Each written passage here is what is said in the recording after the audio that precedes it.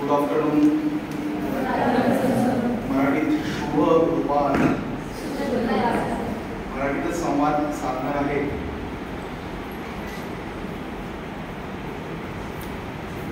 नमस्कार. माझा परिचय आताच करून दिला आहे. सरांशी माझं बोलणं झालं. तुमच्या या आपल्या मंडळ आहे, आपल्या कॉलेजमध्ये येऊन फार छान वाटलं. तरी मूळचा मी कृष्णा काठचा आहे आणि त्या प्रसन्न वातावरणात तुम्ही दररोज कॉलेजला येत आहे. सरांनी कॉलेजची ओळख करून दिली की कॉलेजमध्ये ज्या फॅसिलिटी आहेत, सोयी आहेत, सुविधा आहेत, त्याबद्दल सांगितलं. फार आनंद वाटला. आपण एका चांगल्या संस्थेचे घटक आहोत. बरीच चर्चा झाल्यानंतर माझा विषय मी घेऊन आलो, पण तुमचे सर, प्रिन्सिपल सर फार स्मार्ट आहेत. ते म्हटले तुमचा विषय मांडाच, पण माझा एक विषय तोही मांडायचा. मग म्हटलं सर, त्यात तुम्ही जो विषय सांगताय, आत्मविश्वास असेल, पर्सनॅलिटी डेव्हलपमेंट असेल, त्याबद्दल बऱ्यापैकी एक्सपर्ट आहे. म्हणजे एक्सपर्ट म्हणतात नाही, पण बऱ्यापैकी त्या विषयात अनुभव असलेला मी आहे. तेही बोलू म्हटलं. पण ज्यासाठी मला सुरुवातीला ज्याने फोन केलाय त्याचा तरी मान राखला पाहिजे. म्हणून माझा विषय प्लस सरांनी जो विषय सांगितलाय तो विषय, या दोन्ही विषयाची हात घालण्याचा प्रयत्न करतो. म्हणजे कधी कधी वक्ता म्हणून जाताना अशी अडचण येते की ठरवून गेलेलो असतो एक, तिथे गेला कळतोय मांडायचं असं दुसरं. जेव्हा प्रिन्सिपल किंवा इतरांशी संवाद साधतात तर त्यांना अपेक्षा असते तिसरी, आणि विद्यार्थ्यांना हवं असतं चौथं. मग आमच्यासारख्या वक्त्यांची तारांबळ उडते, मांडायचं तरी काय. परंतु भाषण, कम्युनिकेशन, संवाद हा या हृदयातून त्या हृदयात घालणे एवढंच असतं. मग ती हत्तीची गोष्ट आपल्याला माहिती आहे की जर आंधळ्या माणसाला हत्ती भेटला तर हाताला पुन्हा सोंड लागेल. तो काय म्हणेल, हत्ती हा असा सोंडेसारखा आहे. कोणाला जर हत्तीचा पाय लागला तर तो काय म्हणेल, हत्ती हा खांबासारखा आहे. त्याला पोट लागलं तर हत्ती हा सपाट आहे. त्यामुळे मी माझ्या सांगण्याचा प्रयत्न करेन, पण आपण सगळे हुशार विद्यार्थी आहोत. आपल्याला जे आपलं होईल, काहीतरी होईल ते प्लसच होईल, काहीतरी होईल ते योग्यच होईल. त्यानुसार माझा जो विषय, ज्या विषयासाठी मी आलो,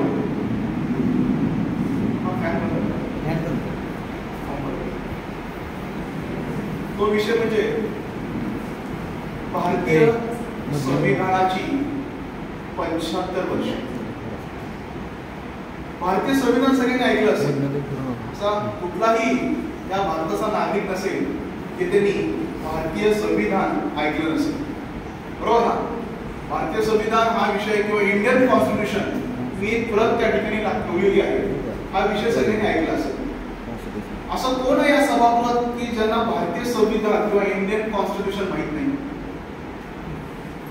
कोणीच नाही. पण सगळ्यांना माहिती आहे भारतीय संविधान. पण किती जणांनी वाचलंय?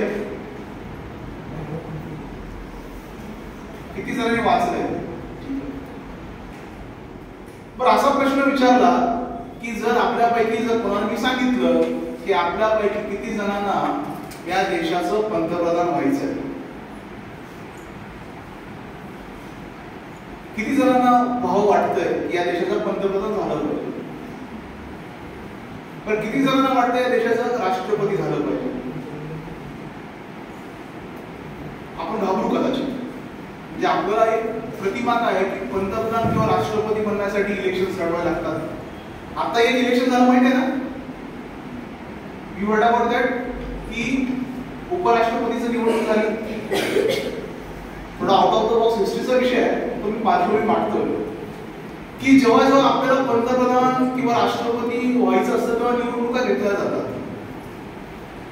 बरं, निवडणुका घ्यायचं असं प्रोसिजर कुठे आहे? कोणी सांगू शकतं का? ज्या निवडणुका, कुठलीही निवडणूक असेल, भारतामध्ये सार्वत्रिक निवडणुका घ्यायची असतील तर त्याच्या प्रोसिजर कुठे, डिफाईन आहेत का कुठे? कोणी सांगू शकतं? इलेक्शन कमिशन ऐकलंय? त्याच्याबद्दल हल्ली बराच प्रचंड वाद चालू आहे. वोट चोरी वगैरे तुम्ही जर ऐकत असाल.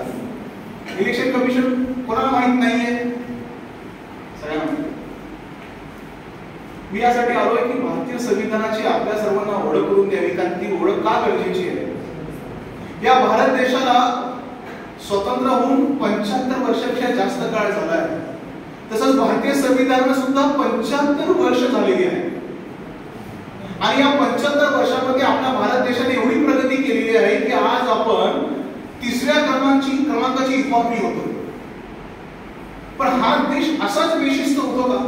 म्हणजे कधी कधी वाटतं की ब्रिटिशर्स म्हणायचे की हे सपोरक आहे, म्हणजे गारुड्यांचा प्रदेश. ब्रिटिशर्स म्हणायचे की जर आम्ही निघून गेलो तर तुमचा देश टिकणार नाही, जगणार नाही, तुम्हाला ब्रिटिशांची आवश्यकता आहे. असं असताना 1946 साली पहिली संविधान सभा झाली, कारण की या देशाला चालवणारं एक शासन असतं, एक कार्यपद्धती हवी आहे. जसं आपलं कॉलेज आहे, आपल्या कॉलेजला प्रोफेसर आहेत, प्रिन्सिपल आहेत, प्यून आहेत, शिपाई आहेत, क्लर्क आहेत, सिक्युरिटी गार्ड आहेत. प्रत्येक शाळेचं कॉलेजचं एक कॉन्स्टिट्यूशन असतं, त्यानुसार ते शाळा किंवा कॉलेज चालत असतं. जर ते कॉन्स्टिट्यूशन नसेल तर कुठलीही शाळा कॉलेज या देशामध्ये या जगामध्ये चालू शकत नाही. मग एखादी शाळा चालवायची असेल तर कॉन्स्टिट्यूशन आहे, एखादी कृती करायची असेल तर मग उदाहरणार्थ सांगतो, आपल्या घरामध्ये पण एक अलिखित संविधान आहे. आपल्याला माहित नाही, कारण की आपण त्या दृष्टीने पाहत नाही. आपल्या घरातलं अलिखित संविधान म्हणजे कोणतं? की आपण पाहतो की आई बाबांच्या पाया पडणे हे अलिखित आहे. आजी आजोबांना मान देणं हे अलिखित आहे. हे सांगितलं नाही, पण हे कृतीतून ते संविधानाचं आतापर्यंत आपल्याला त्याचं उगम होत गेलं. म्हणजे सकाळी कोण सांगतं का? जसं आपल्याला इथे सांगतात की प्रेयरसाठी उभा राहा किंवा चला क्लाससाठी चला. घरी कोण असा आदेश देत नाही की चला आज आजी आजोबांच्या पाया पडायच्या आहेत, पाया पडणार, 1-2 पाया कंप्लीट झाला, चला घरी, असं कोण म्हणत नाही. कारण की आपण भारतीय लोकांनी ते संविधान त्या कुटुंबाचं आपण अंगीकृत केलंय की आजी आजोबांना योग्य मान देणं, अलिखित संविधान. सल्ला कोणाचा घ्यायचा? मोठ्यांचा घ्यायचा, अलिखित संविधान. आजी आजोबा घरात तुलनेनं कमी काम करतात, पण त्यांना पोषक आहार पाहिजे, हे कुठे लिहिलंय का? पण हे बाय डिफॉल्ट आहे, हे घरचं संविधान आहे. त्याच्या तुलनेत कदाचित आपण जास्त काम करतो, पण आपल्या घरात ऐकलं जातं का? नाही ऐकलं जात. म्हणजे घरातली काम मीच करते, पण माझ्या घरात ऐकलं जात नाही, असं बरं तक्रार असते. पण घरात सुद्धा एक अलिखित संविधान असतं, जेणेकरून आई बाबा, आजी आजोबा मोठ्या भावाचं ऐकलं पाहिजे. बऱ्याच ठिकाणी ग्रामीण भागात असताना मोठ्या भावाचं ऐकलं पाहिजे. का ऐकायचं माहित नाही, पण it is a constitutional part of family. पहिले सगळे ऐकायचे, मोठ्या बहिणीचं ऐकलं जायचं, आत्तीचं ऐकलं जायचं, ताईचं ऐकलं जायचं. म्हणजे घरात सुद्धा एक अलिखित संविधान होतं. तसंच संविधान या भारत देशाला चालवण्यासाठी काही तज्ञ लोक एकत्र आली, 300 जणांपेक्षा जास्त लोक एकत्र आले. पहिला या भारतीय संविधानाचा ड्राफ्ट राव म्हणून जे आहेत त्या गृहस्थानी बनवला. आपल्या सगळ्यांना माहिती आहे की या संविधान समितीचे मसुदा समितीचे अध्यक्ष डॉक्टर बाबासाहेब आंबेडकर होते, अतिशय तज्ञ. त्यांनी हा ड्राफ्ट बनवला आणि हा ड्राफ्ट अतिशय उत्तम, एवढा उत्तम झाला की जगामध्ये सगळ्यात चांगलं संविधान गौरव जातं, सगळ्यात मोठं संविधान आहे. परंतु काही लोक याची अवहेलना अशी करतात, हे संविधान म्हणजे इकडून तिकडून उचललेलं एक पुस्तक आहे, असं नाहीये. या भारत देशामध्ये पहिलंही संविधान होतंच की हो. कुठलं संविधान? तेही अलिखित होतं. भारतीय संविधान जरी लिखित असेल तर एक अलिखित संविधान असं होतं.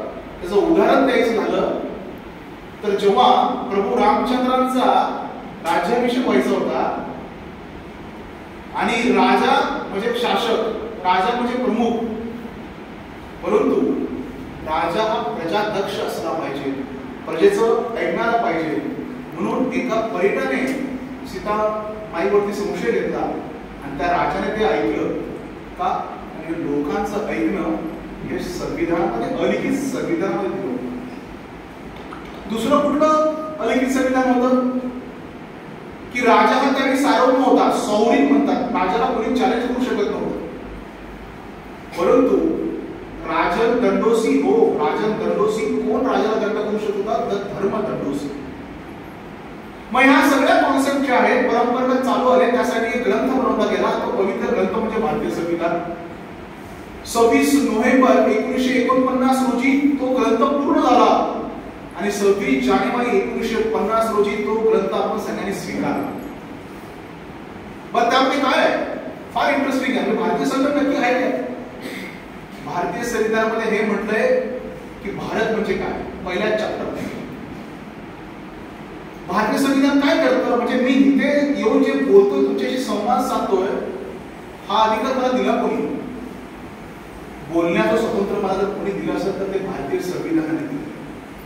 मी या ठिकाणी व्यक्त होतो, म्हणजे अभिव्यक्तीचं स्वातंत्र्य. आपण म्हणतो ना बऱ्याच वेळा की अभिव्यक्ती स्वतंत्र नाहीये, बोलण्यावरती निर्बंध घातली जातात. पण बोलण्याचं स्वतंत्र असेल, अभिव्यक्तीचं स्वतंत्र असेल तर ते दिलं कोणी? तर ते भारतीय संविधानाने. तसंच कास्ट जो या देशाला शाप लावला, त्या कास्टचं निर्मूलन करण्याचं पण कुठे म्हटलंय? ॲबॉलिशन ऑफ अनटचेबिलिटी करते भारतीय संविधानाने. धर्म स्वतंत्र. आज मी कुठल्याही मंदिरात जाऊ शकतो, मी कुठल्याही एखादा मुस्लिम असेल तर मस्जिदमध्ये जाऊ शकतो, ख्रिश्चन असेल तर चर्चमध्ये जाऊ शकतो. हे धार्मिक स्वातंत्र्य सुद्धा माझ्या भारतीय संविधानामध्ये दिलंय. आणि आज त्याच्यामुळे शिक्षण संस्था असतील, बरोबर आहे ना, राईट टू एज्युकेट कुठे म्हटलंय?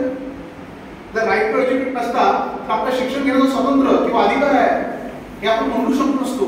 यस, मला शिक्षण घेण्याचा अधिकार आहे, मी कुठल्याही जीवावरती म्हणतोय, तर त्याचंही सर्व डिस्क्रिप्शन आणि वर्णन या भारतीय संविधानामध्ये. बऱ्याच वेळा आपले जो वाद होतो की बाहेरची लोक इकडे नोकरी करतात, वाटतं ना आपल्याला, यूपी बिहारची लोक येतात या ठिकाणी नोकरी करतात. पण कोणी कुठेही जाऊन या ठिकाणी नोकरी करू शकतो. अशा नोकरीचं स्वातंत्र्य कोणी दिलंय? म्हणजे यूपी बिहारचा एक माणूस आहे ना, आज भारतामध्ये किंवा महाराष्ट्रामध्ये कुठे जाऊ शकतो. मग आपण विचारतो भैया कोणचा गाव, तो म्हणतो जौनपूर. मग आपला प्रश्न पडतो ना, अरे तो उत्तर प्रदेश तुम्हाला इथं कसा बिझनेस करतो, सर्व्हिस करतो? तर या भारत देशातील बाकी नागरिकांनी कोणीही कुठेही जाऊन कोणताही व्यवसाय करण्याचं स्वातंत्र्य, म्हणजे थोडक्यात बिझनेस किंवा व्यवसाय करण्याचं स्वातंत्र्य या देशामध्ये कुठेही जाऊन जर कोणी दिलं असेल आणि कोणाच्या ते पथड्याखाली करत असेल तर ते भारतीय संविधान. पेपर आपल्या घरी येतो, आपण लिहितो, बऱ्याच वेळा आर्टिकल लिहितो, ते कशाला व्हॉट्सअपवरती लिहिणं, फेसबुकवरती लिहिणं, आपल्या वॉलवरती व्यक्त होणं, त्याचाही अधिकार या भारतीय संविधानात. थोडक्यात नागरिकांना असलेले मूलभूत अधिकार, नागरिकांना असलेली कर्तव्य याची सगळी जाणीव या सगळ्या संविधानामध्ये दिली आहे की भारतीय नागरिकांची मूलभूत हक्क काय. जगण्याचा अधिकार आहे, पण जगण्याचा अधिकार हा बेटर, चांगलं लाईफस्टाईल जगण्याचा अधिकार सुद्धा भारतीय संविधानामध्ये दिला आहे. त्यामुळे पर्यावरणाविषयी आता म्हणतो झाडे लावा, झाडे जगवा, असं उगीच कोण सरकार बोलत नाही. कारण की लाईव्हलीहूड पाहिजे, जगलं पाहिजे, पण चांगलं वातावरण जगलं पाहिजे, म्हणून झाडे लावा, झाडे जगवा. मग ते झाडं लावण्याचा अधिकार फक्त त्याला शुगर कोटेड केले नाही, तर एन्व्हायरमेंटल संदर्भात, झाडं लावण्यासंदर्भात, जल जंगल जमीन संदर्भात प्रोटेक्ट करण्याचा सर्व अधिकार भारतीय संविधान. मूलभूत हक्क सांगितले मी तुम्हाला. म्हणजे आज इकडे आपण सभा करतोय, 1947च्या अगोदर पॉसिबल होतं मग लगेच ब्रिटिश आले असते, चलो अंदर जाओ, चलो जेलमध्ये टाकलं सगळ्यांना. व्यक्ती स्वतंत्र आहे. व्यक्ती स्वतंत्रचा अधिकार कोणी दिला असेल तर भारतीय संविधानाने दिला आहे. म्हणून तरी जेव्हा भारतीय संविधानाचे आपण प्रिॲम्बल म्हणजे पहिलं चॅप्टर, पहिलं पान जेव्हा आपण घेतो किंवा वाचतो, उद्देशिका, we the people of India असं म्हटलंय. बघा ना तुम्ही पहा, प्रिॲम्बल, इंडियन कॉन्स्टिट्यूशनचं preamble. We the people of India म्हणजे कोण? आम्ही भारताचे लोक. म्हणजे आपल्याला बरं वाटतं ना, एखादा पुढारी आला, अरे मतदार राजा जागा हो, तर मग आपल्याला विषय वाटतं मी राजा असतो. आपण काय थोड्या वेळ काळापुरताच, पण आपण राजे असतो. पण आपण राजे का असतो? कारण की सत्ता कोणाची आहे? जनतेची. आपले पुढारी म्हणतात ना की हे जनतेचं सरकार आहे, रयतेचं सरकार आहे. मग रयतेचं सरकार कॉन्सेप्ट छत्रपती शिवाजी महाराजांची सेम कॉन्सेप्ट इंडियन कॉन्स्टिट्यूशन मध्ये दिलेला आहे. Yes, it is we the people of India, आम्ही भारताचे लोक काय करतो, हे संविधान अंगीकृत करतो. म्हणजे वी ऍक्सेप्ट इट. म्हणजे बराच वेळा प्रश्न लिहिलंय का नाही, ते 300 लोक होते, डॉक्टर बाबासाहेब आंबेडकर होते, श्यामाप्रसाद मुखर्जी होते, बरेच लोक होते तज्ञ. पण लिहिलेलं आत्मसात कोणी केलं, we the people of India, म्हणून हे आम्हाला मान्य आहे. त्यामुळे त्याचं प्रियांबल आहे, त्यामध्ये सोशल जस्टिस संदर्भात लिहिलेलं आहे. न्याय कुठला न्याय, सामाजिक न्याय. म्हणजे विषमता होती, त्या विषमतेबद्दल भाष्य केलंय की यस जस्टिस पाहिजे, न्याय पाहिजे, तो सामाजिक पाहिजे, संधीची समानता पाहिजे आणि दर्जाची पण समानता पाहिजे. म्हणजे फक्त न्याय असं म्हणणार नाही, समतायुक्त समाज करण्याची भाषा जर कुठे दिली असते, म्हणजे राईट ऑफ इक्वॅलिटी. तुम्ही आम्ही भारतीय आहोत, ते भारत माझा देश आहे, सारे भारतीय माझे बांधव आहेत, ही प्रार्थना अशीच नाही आली. भारतीय संविधानामुळे आले, कारण की समतेचं तत्वज्ञान की other is not other, it is my divine brother. आपण सगळे भारताचे नागरिक आहोत, या भारताचे सुपुत्र आहोत, म्हणून ते तत्वज्ञान आलंय. भारत माझा देश आहे, सारे भारतीय माझे बांधव आहेत, हे तत्व जे आहे भारतीय संविधान. पण समतेचं तत्वज्ञान म्हणजे काय, की दुसरं कुठल्याही जातीपातीचं असू दे, जातीपाती न मानणं हे मूलभूत तत्व हे भारतीय संविधानामध्ये आहे. त्यामुळे जातीपातीचं निर्मूलन तत्व, समतेचं तत्व हे या भारतीय संविधानामध्ये दिल्यामुळे तेही आपण स्वीकारले. कारण मी सांगितलं पहिलं, be the people of India, आणि शेवटची लाईन आहे, होय आम्ही हे स्वीकारले. सोशल जस्टिस असेल, समता असेल, न्याय असेल, बंधुता असेल, अशा प्रकारची चांगली चांगली तत्व या भारतीय संविधानामध्ये आहे, जी आपल्या मूलभूत हक्काची जाणीव बोलतात. अरे हक्काबद्दल सगळेच बोलतात, पण कर्तव्याबद्दल म्हणजे बऱ्याच वेळा मी विद्यार्थी देशामध्ये होतो, अखिल भारतीय विद्यार्थी परिषदेचं काम केलं होतं, तर आम्ही प्रिन्सिपल जायचो, सर आम्हाला हे हवं आहे, सर आम्हाला असं हवं आहे. म्हणजे हक्क आपण मागतो, म्हणून मागतो, आंदोलन करतात, बरं बघतो ना आपण आता ऊस दरवाढीचं आंदोलन चालू आहे, याचं आंदोलन चालू आहे. हक्काची सगळ्यांना जाणीव असते, पण कर्तव्याची जाणीव सगळ्यांना असते का, आणि ते डायरेक्ट टू प्रिन्सिपल मार्गदर्शक तत्व आणि कर्तव्याची जाणीव सुद्धा भारतीय संविधानामध्ये अभिप्रेत असलेली गेली आहे. पण तुम्ही सांगाल की आम्ही काय करू शकतो कर्तव्य, तर आपण कर्तव्य काय करू शकतो की सिग्नल पाळणे हे सुद्धा भारतीय कर्तव्यच आहे. मी चॉकलेट खाल्लं, तो कागद फेकून न देता आपल्या खिशामध्ये ठेवून डस्टबिनवर टाकणं हे भारतीय कर्तव्य आहे. म्हणजे नागरिकांचे मूलभूत हक्क सगळ्यांना माहिती आहेत, पण नागरिकांची मूलभूत कर्तव्य कुठे दिलेली आहेत, तर ती सुद्धा भारतीय संविधानामध्ये दिली आहे की प्रत्येक नागरिकाने काही कर्तव्य करणं गरजेचं आहे. भारतीय तिरंगेचा सन्मान करून 15 ऑगस्ट झालं, 26 जानेवारी असेल, तर बऱ्याच वेळा आपले तिरंगे हे रस्त्यावरती पडलेले असतात. या तिरंग्यासाठी एवढ्या जणांनी प्राण दिले, प्राणांची आहुती दिले, तो तिरंगा झेंडा खाली पडलेला असताना तो उचलून खिशात घालणं आणि योग्य प्रकारे डिस्पोज करणं हे आपलं कर्तव्य, हे आपण सर्वसोयीस्कर विसरतो.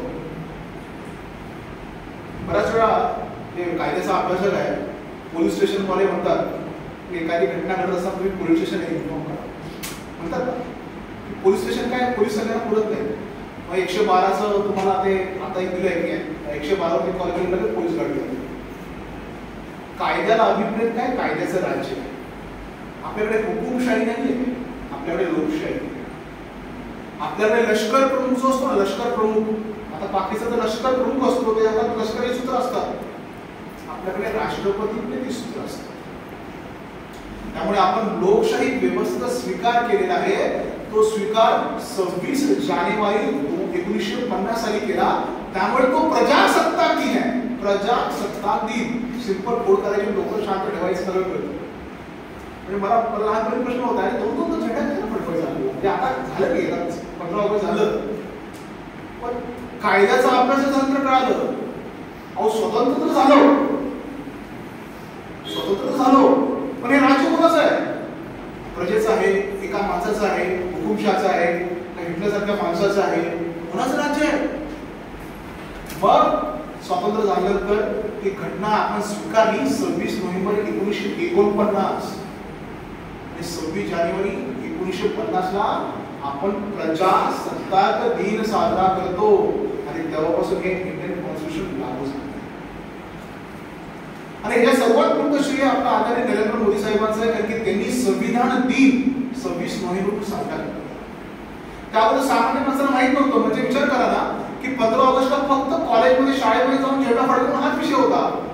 पण हर घर तिरंगा घर घर तिरंगा जेव्हा नरेंद्र मोदींनी साथ दिली तर प्रत्येक भारतीय माणूस अभिमानाने तिरंगा झेंडा फडकवायचा.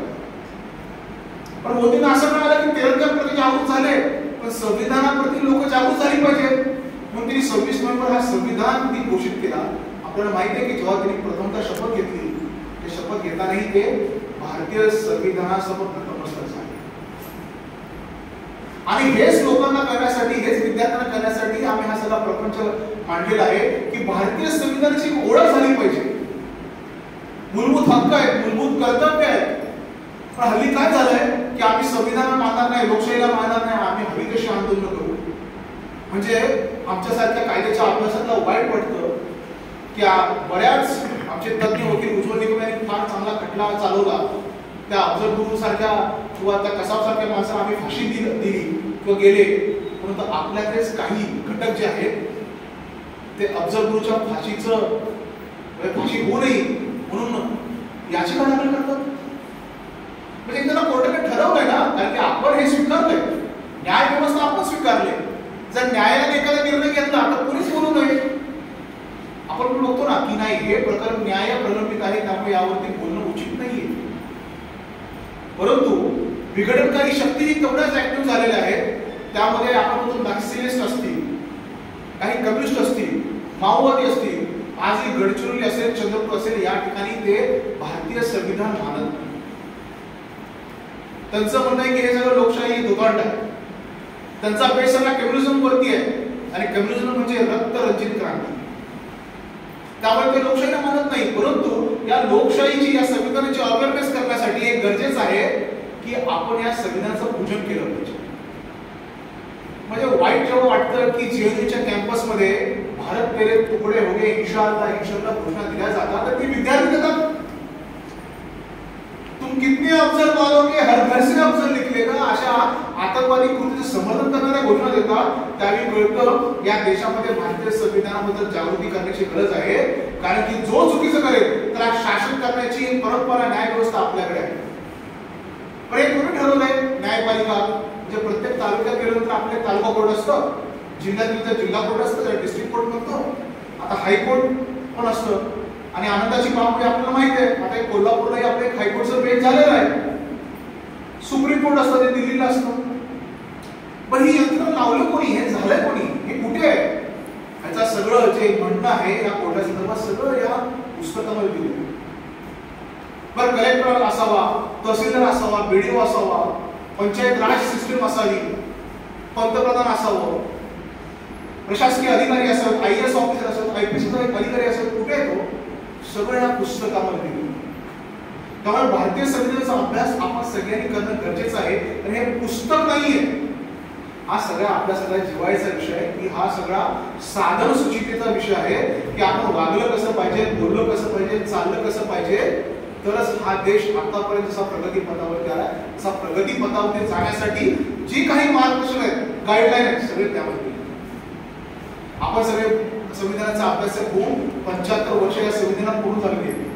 म्हणजे आजही ग्रामीण भागामध्ये आम्ही अनुलोमच्या माध्यमातून ग्रामीण भागात फिरतोय, पण भारतीय संविधान एक पुस्तक आहे माहित आहे, पण पुस्तकात दडलंय काही माहित नाही. भारतीय संविधानामध्ये एवढंच दडलंय की भारतीय नागरिकांनी कसं वागलं पाहिजे. म्हणजे म्हणतात ना we are the Indian citizen, बाहेर गेलं तर आपण तुम्ही भारतीय नागरिक आहे. पण तुम्हाला सिटिझनशिप दिली कोणी, पुस्तकाने दिली, या भारतीय संविधानाने दिलं, त्या परम पवित्र ग्रंथाने दिली. बरं नागरिकत्व म्हणजे काय, या देशामध्ये जो जन्म झाला तो बाय डिफॉल्ट नागरिक होऊ शकतो, पुस्तक म्हणते आपलं संविधान म्हणते. आता जो शरणार्थी आहे तोही नागरिक होऊ शकतो, पण गव्हर्नमेंटच्या परमिशन घेऊन. म्हणजे नागरिकत्वाची व्याख्या कुठे दिली आहे, बाय बर्थ, जन्माने नागरिकत्व.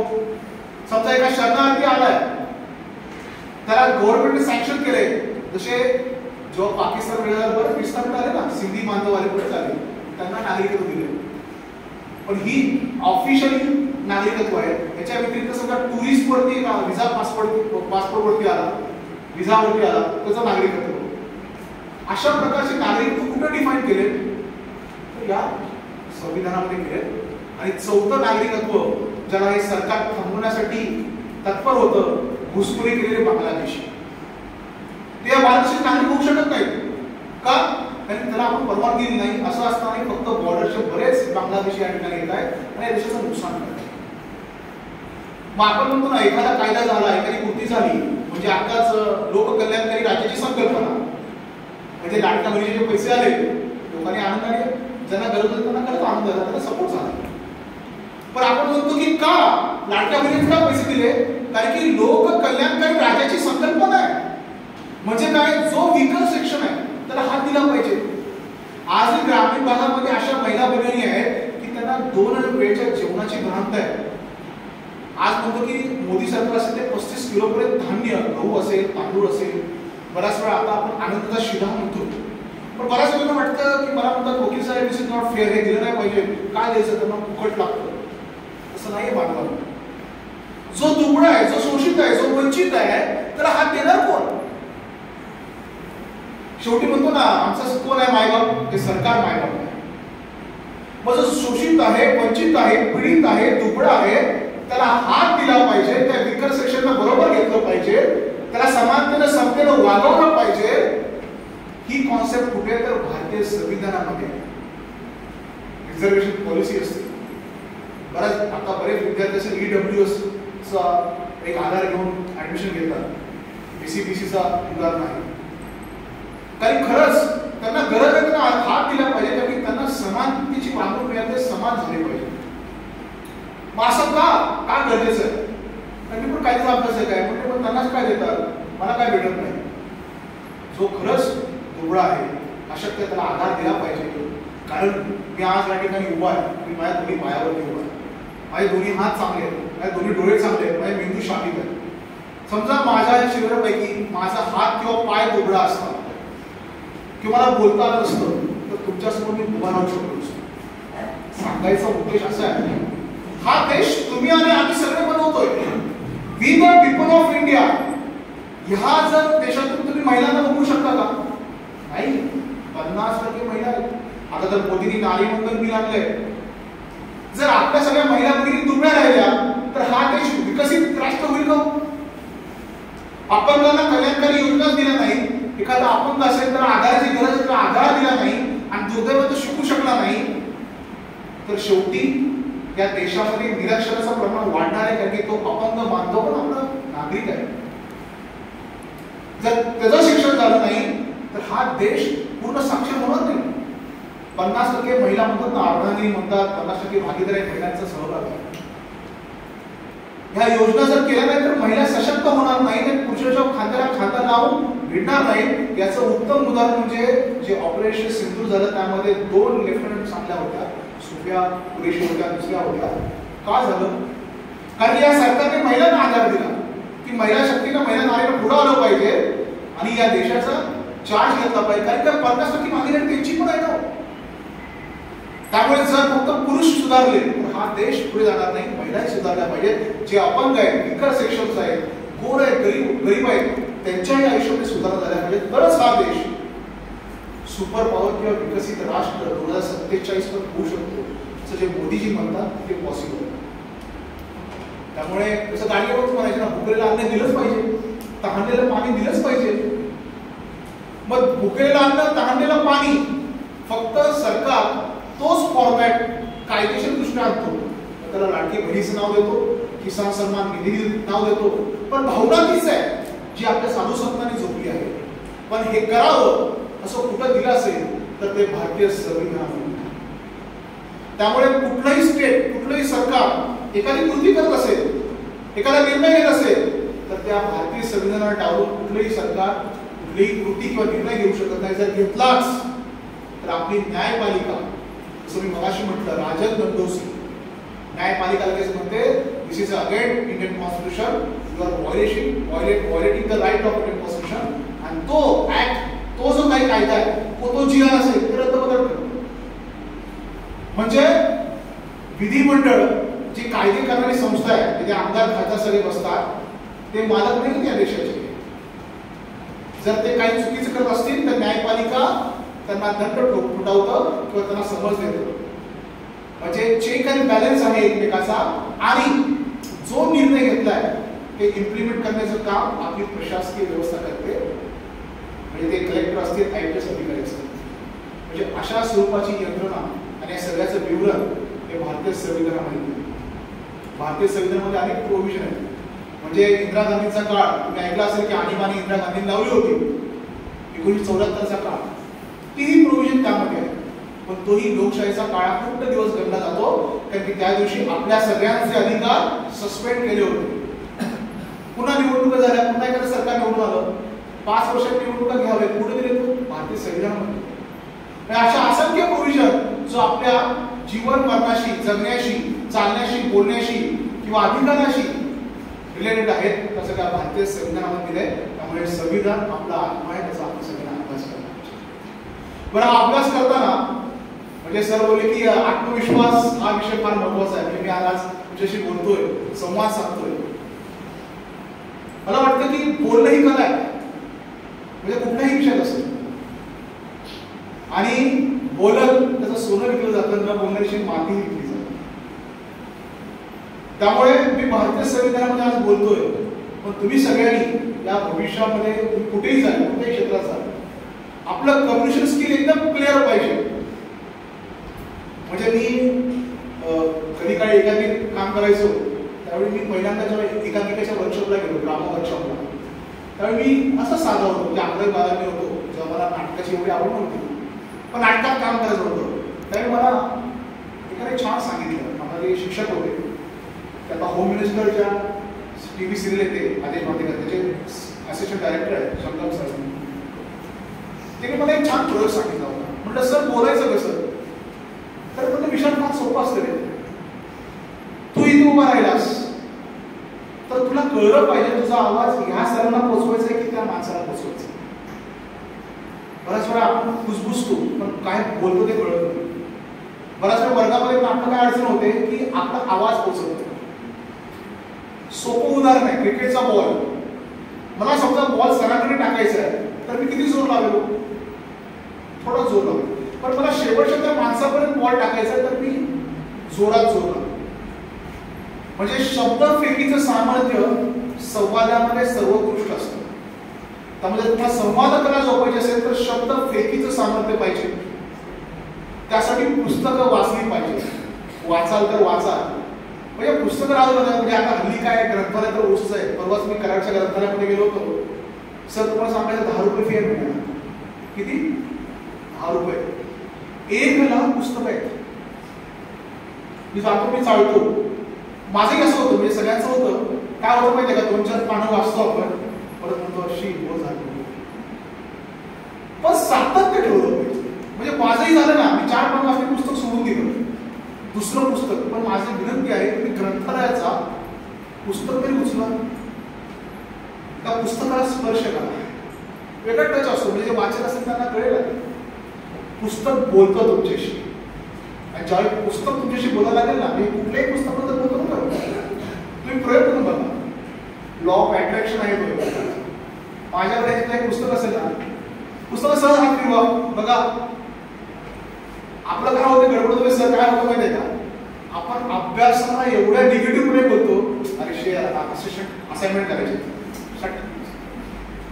नचा पाडा काय उच्चारतो, त्यामुळे काय अडचण होते, निगेटिव्हिटी पण येते. पण नको निगेटिव्हिटीचा शब्द पण यापासून आपण स्वीकारलं पाहिजे. जसं भारतीय संविधान आपण स्वीकारलं नाही ना, बाय डिफॉल्ट स्वीकारलं पाहिजे. एकदा फार्मसीला आलो, माझं ऍडमिशन झालंय, ठीक आहे, लावू त्याला केडी. कोणाला केडी लागली नाही, मला केडी लागली होती, मी पण ड्रॉप आउट. काय अडचण आहे, काय नुकसान होत नाही. आज माझा चांगला प्रोफाईल आहे, हा तुमच्याशी बोलतोय. म्हणजे नैराश्य काय येतं, अरे यार मी नापास झालो, केडी लागली, सगळं माझं सगळं काही सांगत नसतं. आयुष्य फार सुंदर आहे. त्यामुळे जर कधी नैराश्य आलं ना, कुठलंही पुस्तक घ्या, सरळ वाचायला चालू करणार, काही बघू नका. पुस्तकाला मित्र करा. अडचण काय झाली, मोबाईलला मित्र केला, व्हॉट्सअप पण पाहतो, मी काय अपवाद नाही, त्यामुळे मी असं सांगत नाही की फार चांगला होता दाखला तसं अजिबात होत नाही.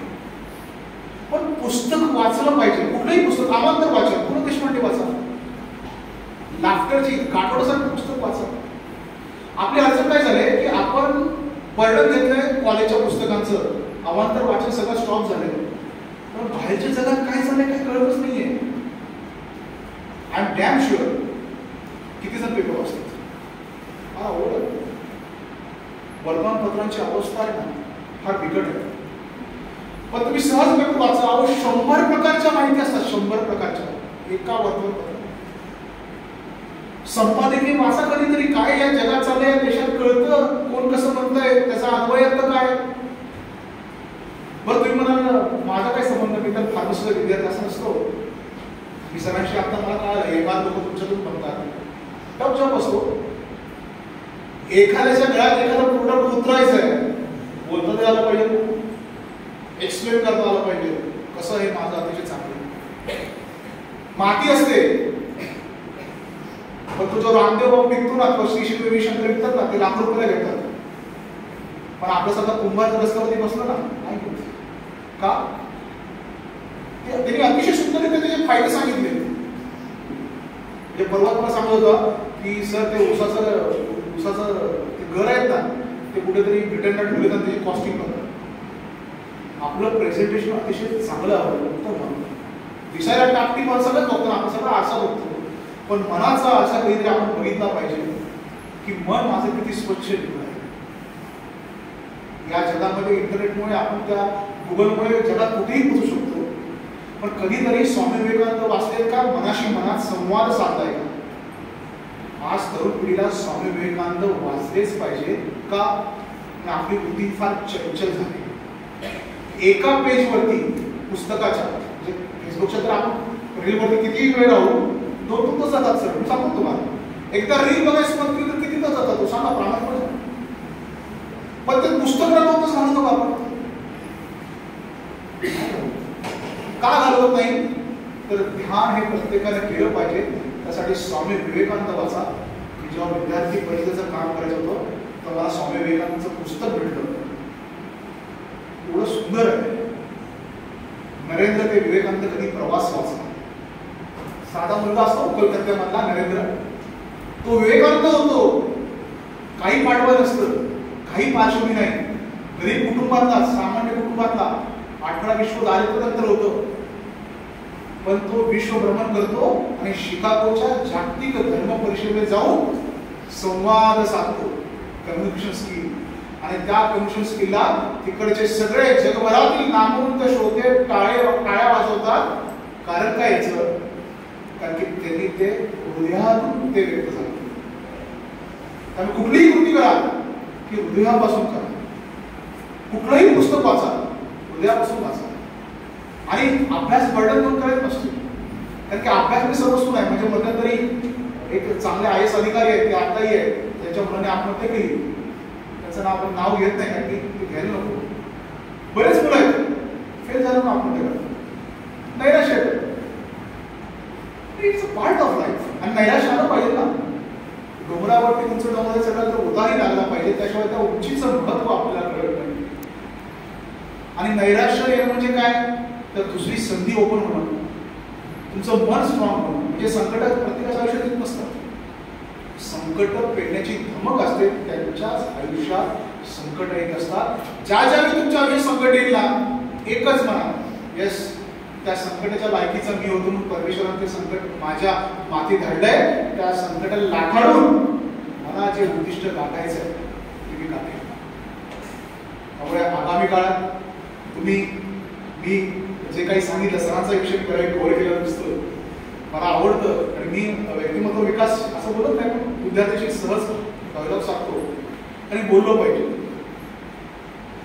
म्हणजे तुमच्या साईडवर पण आलं पाहिजे की प्रश्न विचारले पाहिजे. म्हणजे आता पुढचा भाग ते घेतीलच प्रश्न उत्तरचा, पण बोलण्याची कला सर्वोत्तम आहे. म्हणजे मला विषय वाटतं राज ठाकरे किंवा बाळासाहेब ठाकरे सगळ्यांना माहिती आहे काय होतं. बाळासाहेब ठाकरेकडे बोलण्याची कला. बरं, नितीनराव बनवरे पाटील बोलण्याची कला सरांकडे होती. प्राचार्य शिवाजीराव भोसले फार मोठे व्यक्ती. बोलण्याची कला, बोलण्याची कला फार महत्वाची आहे. आत्मविश्वासानं बोललं पाहिजे, वागताना आत्मविश्वास असला पाहिजे. छोटी छोटी पावलं टाका. फार मोठा विचार करू नका, छोटा छोटा विचार करा. मोठा विचार केलाच पाहिजे, पण अशी छोटी छोटी पावलं टाका. येणारं भविष्य आपलं आहे. हा भारत देश प्रचंड वेगाने पुढे जातो. हे फार्मसी क्षेत्र तर एवढं डेव्हलप होणार आहे ना. आणि आपल्याकडे आयुर्वेद आहे. आयुर्वेदिक संचन आपली एवढं संचित आहे ना.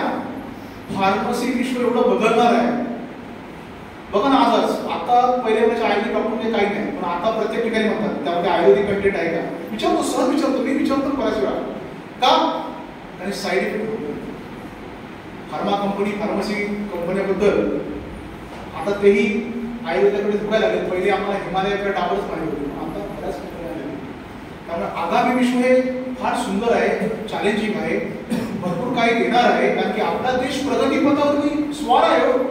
तुम्ही फक्त ती ट्रेन पकडायची आहे, ते कौशल्य आत्मसात करायचं आहे. म्हणजे परवा मी पलूसला गेलो होतो. तिथला एक व्यक्ती पाणपुडीला साहित्य देतो. म्हणजे कराडचे जे गृहस्थ आहे, पाणपुडीला जी एसी लागते ना आतमध्ये, ते कराडमध्ये तयार होत आहे. ते डग आणि हे सगळं कराडमध्ये एखादी फॅक्टरी जर ती पाणपुडीची मशीन डेव्हलप करू शकत असेल तर तुमच्या आमच्यामध्ये फार पोटेन्शियल आहे. कारण आपण या भारत मातेची लेकरं आहोत, अमृताचे पुत्र आहोत. फार अफाट क्षमता आहेत. बघा ना, काढा ना सगळे.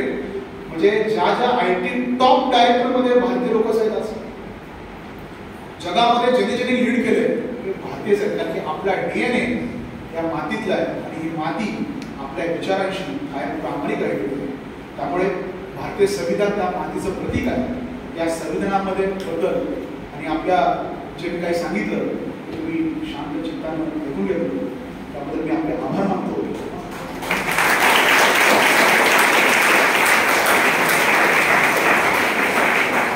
हे कविता मला फार छान म्हणजे आवडते. काय म्हणतो, कुछ किए बिना ही किसी की जय जयकार नहीं होती, कोशिश करने वालों की.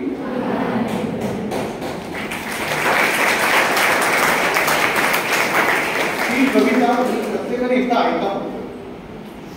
त्यामध्ये मुंगीचं उदाहरण आहे, गोताखोरचं उदाहरण आहे. अपयश येणार, पण अपयशावरती मात करा.